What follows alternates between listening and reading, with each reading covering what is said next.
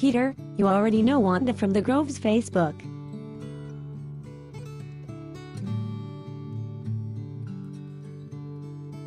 Hi, Wanda.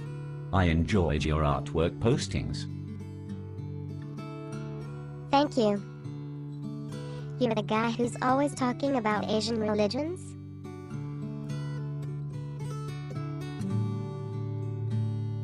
I'm amazed at the way Buddhism peacefully coexisted with Taoism in China and with Shinto in Japan.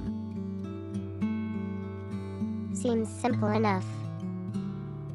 Shinto deals with all the messy parts of life in this world, and Buddhism deals with the transition to the next world. Instead of fighting, they both chose to specialize.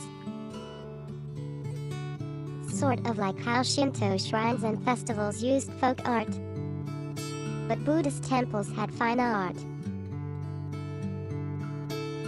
Myself, I still think it's because Buddhism doesn't claim to be the one true religion. There's always more than enough community work to share among priests if they don't get territorial. I wish the mixing of Catholicism and Druidism had been more agreeable on the other side of the Eurasian continent. Well, every generation has a new opportunity. Is anyone else coming today? Nope. Come on, it's just you two today. Since Wanda was in town, I wanted a chance to meet both of you in person and answer some questions about the Reformed Druid liturgy.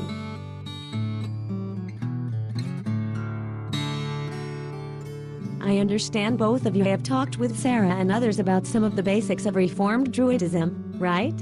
So far, from what I've been told, it's a fun-loving, questioning group that worships eclectically outdoors with a touch of Celtic imagery, nature celebration, and respectful irreverence.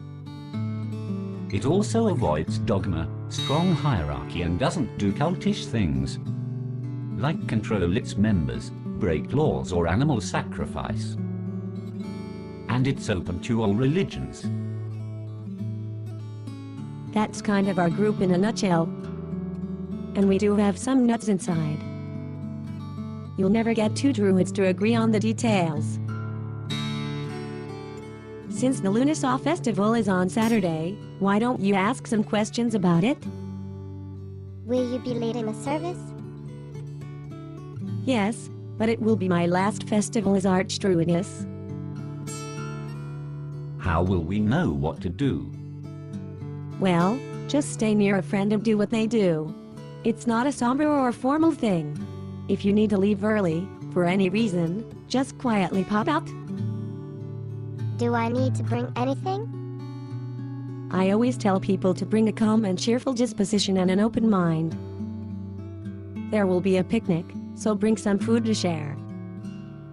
And don't wear really long clothing which you might trip on during the races and games. You can wear robes or regular street clothing, your choice. I've already packed and mailed my religious garb to Detroit, so plain clothes for me.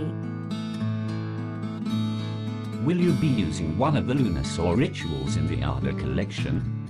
Oh, that big old book? Not usually, but I ran out of time, so I copied one as a template, and sprinkled some stories, poems, and a few meditational readings here and there. Andrea gave me some texts, and I hope Thomas will teach a dance. Maybe one of you have a poem or song? Oh yes, we'll use honey mead for the waters of life this time, especially because all the whiskey seems to have disappeared in town. What is the drinking age in Michigan? I'm 20, and that's okay in Japan. Is that a problem at services? Well, that's a good question. The drinking age in the United States is 21. Many Christian groups, Catholics in particular, share sacramental wine with children as young as 7 at their Mass. So, theoretically, we could too. But we get enough criticism from outsiders as it is, including parents. So it's probably best to wait until the druid is 18, even if it is only a sip. And you always have a choice between the 2 cups, one with alcohol and one without. Except during the sleeping half of the year, when there's no alcohol. I've read a lot of online descriptions of Lunasaur. But how would you describe it? Well, as you've already read, it's the beginning of the harvest season, from August until Samhain in November, so I'll bring in some local vegetables for decorating the altar. It's also a time to recognize the many talents of the Grove members. And we'll have some of the best hot weather of the whole year, so we are going to spend the whole day outside and enjoy it. There'll be an election afterwards. Therefore, for the service, it's important to have a theme of unity and working together. Will I be a Reformed Druid after this service? If you want, yes. You only need to drink the waters of life and agree to the 2 basic tenets to become a Reformed Druid. But there's no hurry. Ordination is merely a more public way to acknowledge when you've taken on this identity and to move past lingering doubts. I see. Do I have to give up my Christianity? Who would you give it away to, really? Sorry, joking aside, I've heard this a dozen times. As with Shinto and Buddhism, I don't see any reason to be only one, and not the other. I'll admit it can be harder with monotheism, but neo-pagans also have troubles adjusting to Reformed Druidism too. Maybe it's easier for you to think of Reformed Druidism as a club, philosophy or spiritual exercise, like Freemasonry, naturalism, or yoga. But you can be assured that many of us practice another faith, even a monotheist one, sometimes. I try to figure out something. You don't have to reconcile it all in one day. Maybe you should talk with Dan or Sarah. They've been wrestling with the Christian and Druid interaction for years. Let me go back a few steps. Since Druidry is primarily about asking questions and nature contemplation, why have ritual at all? Some Druids don't. Quite a few actually. Only about 1 of every 3 activities we did last year was a ritual. But for me, if it did not have ritual and philosophy, it would feel empty, not like a religion. Without philosophy, the ritual is play acting. But without the ritual, well, the philosophy lacks the warmth and vitality to be shared easily with others. The back and forth of these concepts are like a tennis game for us. People like a little bit of ceremony, sometimes for its own beauty, or as a way to formally interact with the changing canvas of the passing seasons. I think ceremony is just one way to express the religious spark. And the least permanent. It's done and it's gone. Like a theater drama. Besides, to get rid of a ritual, in a Zen sense, would only make non-ritual become the ritual. Anyway, people would then seek to add ritual to other activities, like our forest walks or meditation practice. Whether it exists or non-exists, the concept of ritual will influence our druidry. So we try to make rituals that are open to all, but not too strong or powerful to overshadow the many other aspects of druidical activity and thought. We're certainly less complicated or magical-oriented than the other druids. I've always seen ritual as a form of indoctrination of the masses, forcing people to act in unison, at certain times, in certain ways, with a tendency to focus on a leader. Maybe it can be liberating, but I just see it as controlling. I'm glad that Reformed Druidry has more flexibility, and attendance isn't mandatory. Me too. Rebellion seems so ingrained in the Reformed Druid origin story that it should hopefully inoculate us. As far as I know, no weird control freak has ever tried to use modern druidry as a means to run a racket or anything, and certainly not with Reformed Druids. He'd have to be more crazy than we are.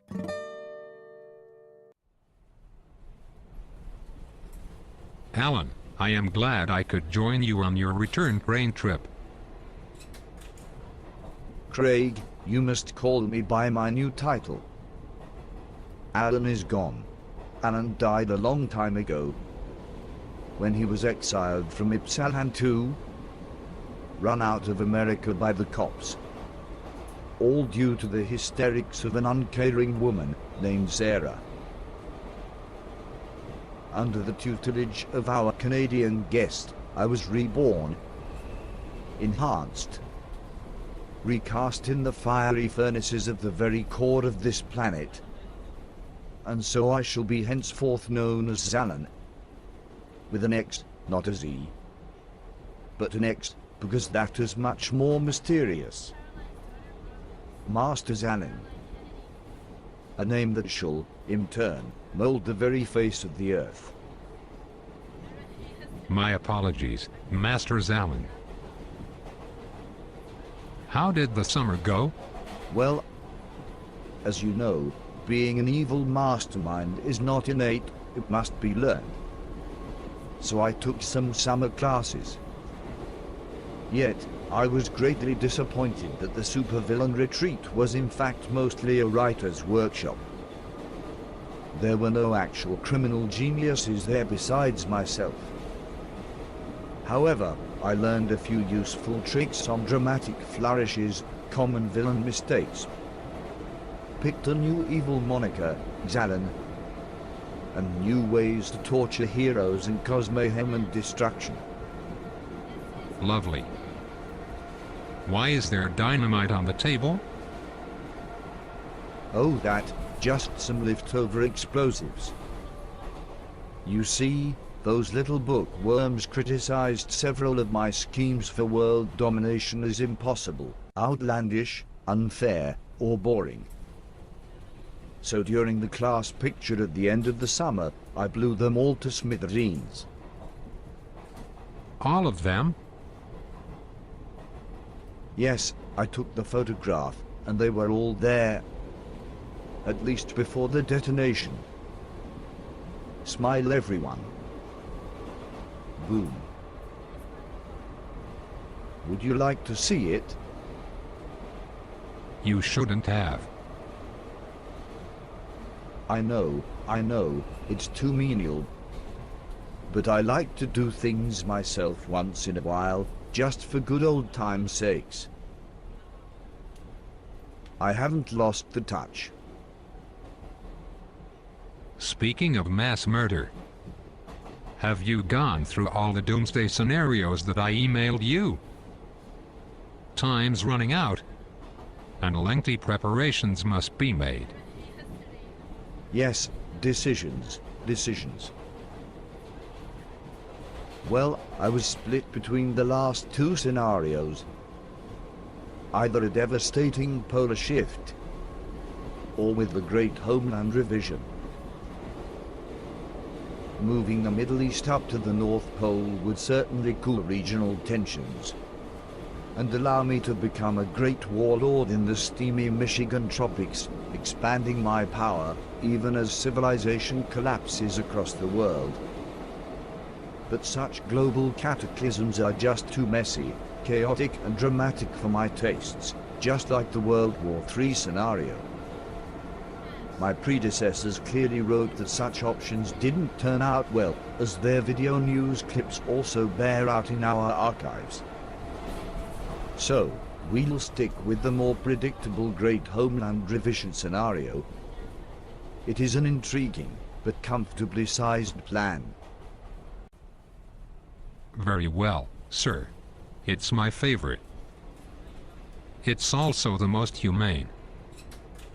Besides, if we destroyed the world in 2011, people would be very upset that we did so a year before the Mayan prophecy. Craig, what is the report on your Druid election? As usual, no one else wants to do the work of the Archdruid. It's a slam dunk, sir. My Irish study group will give me solid backing, and that alone should provide half of all the votes, and easily push the tally in my favor. Excellent. Did our Canadian guest run dry? No, despite the missed cargo delivery, I was just able to procure enough whiskey locally until the next truckload arrived. He is well cared for. Then all is going to plan. Did you know, afterwards, that some of those writers still had smiles on their faces?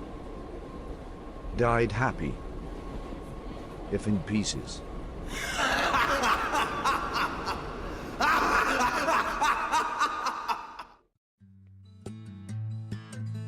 And that's why I like how Reformed Druidism cherishes life so much. Jody, could you also explain the service? It's confusing. Just like a book, every liturgy has a beginning, middle and end. It builds up energy towards the middle and cools down at the end. In the Reform, we do lots of other activities and creative services, but we do have a traditional framework, called the Order of Common Worship, made back in 1963. You got a copy of the script, right? It's kind of long. Do we have any lines? Not really. Join a chorus if you'd like. Let's just walk through the draft script, quickly. The various steps all have fancy names, but you don't need to remember them. At the beginning, I'll invite nature, the gods, and spirits around us to join us. We humble ourselves and are purified. Then we walk to the site, in a line, singing a song. I like to lead the group clockwise around the site 3 times and stop in a circle, facing inwards, with a fire in the middle. Just follow the person in front of you. In the middle, Sarah will trace a small circle and I will stand inside it. People will read various artistic things and then throw the materials into the fire.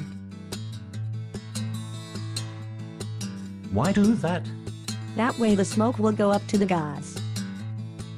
Usually religious sacrifices are destroyed to keep them from being used later for a not sacred purpose. So I could write or paint something and contribute it to the service? Sure. And I'll add a plant sacrifice, probably local produce or acorns, and then ask the powers to accept it all. Sarah and I will look to the 4 directions for divination, and try to see a creature of the air, some cloud changes, or a puff of wind. If that works well, I'll consecrate the waters and the cups. And if the omens are not good? Then we stop and go home. Just like that? Yes, just like that. It's not fun, but it provides us an exciting tension. A beautiful, lengthy festival could be halted during the divination by some thunder, rain, or an airplane going overhead, or by not seeing a sign in the sky. Nature isn't predictable, nor is life. We are communing with nature, not controlling it. A negative reply is as instructive as a positive one. We are not trophy hunting for a perfect record. One must be adaptable. But it's only happened about a half-dozen times while I've been in the grove. So if all is good, you bless the cups? That's right, yes, I bless the cups and Sarah will pass them around to everyone to drink. Here's where an ordination can happen for you. Just affirm the 2 tenets and I'll trace a circle on your head. And poof, you become a druid. Yeah, just like that. Your nervousness reminds me when Archdruid Henry ordained me to First Order back at Belt in 2008. I can remember the sun glinting on the chalice, and he had a mischievous smile. He closed his eyes, paused. Then he sneezed. Sneezed? Yes, all over me. I said bless you, and he laughed and told me I'd stolen his line. I was proud, exhilarated and confused at the same time. I wondered for weeks afterward whether that was a bad omen. So after the cup is passed around, and any ordinations are done, then we return the extra waters to the ground. We waste nothing. We recycle. And it is the share for the spirits. The last step is readings, after which I'll say a few words, extinguish the fire, and we can go. I got lost. No problem. In quick review, sing, walk, talk. Look at clouds. Talk, drink, sit a while. Talk and leave. Simple, isn't it? The script is 3 pages long. How long does it take to do?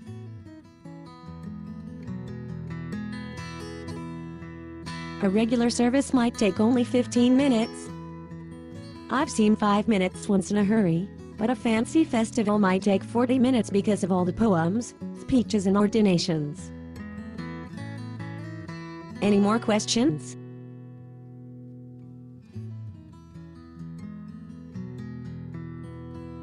Just one more. Are these the names of gods in the script? For some Druids, those names are gods, spirits, or even metaphors. It's up to your interpretation. But I see them as gods because I'm an pagan. It's the festival of Lu, the artisan god, so he's got an invite for sure. Oh, we always mention the Earth Mother, which is nature. And there's Baal, the spiritual essence of life, he is sometimes called too. Others might be named from various cultures, in addition to some local fairies or spirits. You can call Jesus, if you'd like. And of course, there's Dalon Aplandu, Lord of the Groves, and patron to the Third Order. Who's Darren? Haven't got a clue. The Reformed Druids pretty much invented the lawn out of whole cloth back in 1963. I don't think anyone's ever found him in any Celtic myth. He likes to come. You made him up. Yes, so no one knows anything about him. We just make stuff up and try it. If it works, we keep it. As with many gods, I have my own personal vision for most of them, but encourage others to use their creativity. Oh, that's my alarm. Well, it's been great to meet you both. Did I answer most of your questions? Yes, thank you. Follow along as best you can. I think we only assigned one line to you at the end. You can ask more questions after the service during the picnic. Peter, I think Dan said he'd need some help setting up the new site. Would you help him? Oh, Wanda, could you join me for a walk today? Sure. Thank you both for coming today. I see the Grove's future in you.